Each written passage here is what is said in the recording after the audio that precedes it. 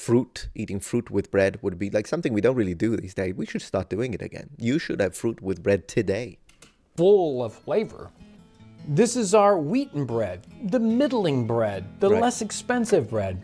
I still like it. And it has that nice wheat flavor, just a little more dense.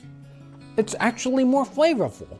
We come down to the very inexpensive household bread. This is the bread poor people can actually afford. It's less than half the price.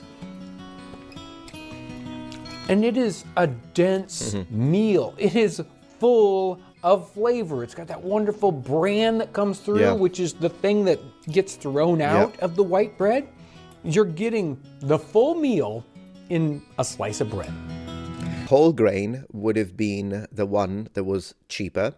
And then sometimes people, though, and it's true that happens, sometimes people, however, kind of push this idea that whole grain is the best one. It's the better one for you, is the one that it's good for your body, whereas because with white bread, we throw away all the things that are good for you. But I've watched a few videos from professionals, actual scientists and food experts, and they say that that's a bit of a myth. There isn't that much of a difference between how good for you bread is between whole grain bread. And I'll see if I can find a video and put a link in the description since I'm no professional. But the professionals kind of debunk this idea. The whole grain bread is just the one that is really, really good for you. And there is a massive difference because of all the vitamins and all the good stuff that is in there. It appears to be mostly a myth. There isn't that much of a difference. There is a difference in flavor, though, and so that's it, which, by the way, it's kind of a whether you like it or not, depending on your personal taste, because some people don't like that. Like my mom, my dad don't really like the taste of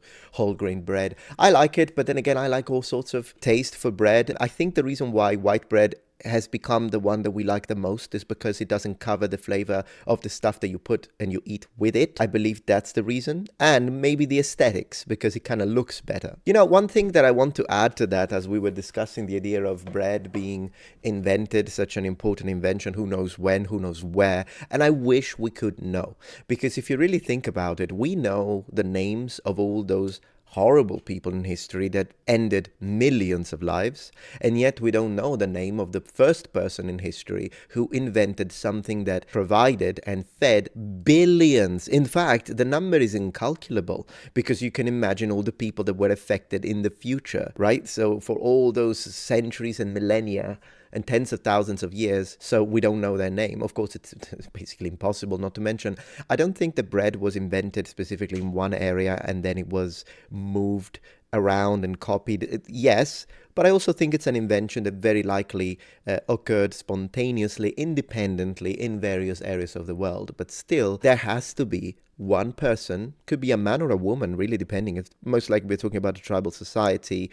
It could either be a man who was the baker for whatever reason, he was the one that was supposed to do that, or it could be that it was a woman's job and the men were doing something else, like fighting or maybe scouting or, who knows, hunting and foraging. Because I mean, it's not like hunting and foraging completely stops even during sedentary society with agriculture. Meat is still provided. So it could have been a woman, who knows, but whoever it was, the individual that first in the history of mankind came up with the idea, I want to eat that plant. What can we do? Because we have plenty of that. I wish we could know who it was and we could memorize their names and maybe even imagine, who knows, maybe they would have been somewhere in the Fertile Crescent, somewhere in Africa, somewhere in, who knows, like it's impossible to know where this happened. Somewhere in Europe, in the Americas, there is no way to know. But whoever it was, I wish we had their names, and it would be nice to have our kids memorize their names in honor of what they did. As the baker, you face many challenges, and one of the foremost is regulation. Right. Bread has been regulated for thousands of years. The Romans regulated bread. Correct. And they're regulating many different aspects. Exactly what goes in your bread. Is it white bread? Is it brown bread? Is it household bread? And you're regulating the weight of the bread. Your bread has to weigh a certain amount. Your bread also has to be a particular price. And your bread has to be marked. Each and every loaf has to have an initial on it.